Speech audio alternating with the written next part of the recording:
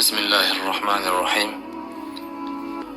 Siz so'rayotgan narsani dinimiz tilida shumlanish deyiladi.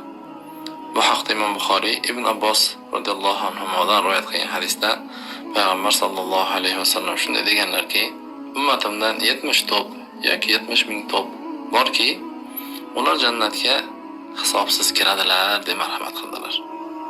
Kim ular deb sahobalar so'raganlarida, ular o'zlariga dam soldirmaydiganlar, olov bilan davolanmaydiganlar, shumlanmaydiganlar va Robbilariga tavakkul qiladiganlar deb marhamat qildi. Men bu hadisda shumlanish haqida gap ketyapti. Bu aynan siz so'rayotgan narsa. Ya'ni bir narsani falokat yoki foyda olib keladi deb bilish. Bularni hali davom ettirsangiz bo'ladi. Masalan, supurgini tik qo'ysa janjal bo'ladi degan, oldidan qoramisha o'tsa ishlari kesiladi, shu odam kelishi bilan xonadonga baraka yoki kambag'allik keldi degan va hokazo narsalar bor. Ilgari risolatdan avval arablarda ham bo'lgan. Bu juda kuchli ta'sir o'tkazgan. Islom kelib bu ishlarning o'rniga Allohga tavakkal qilish kerak ekanligini aytib o'rgatgan.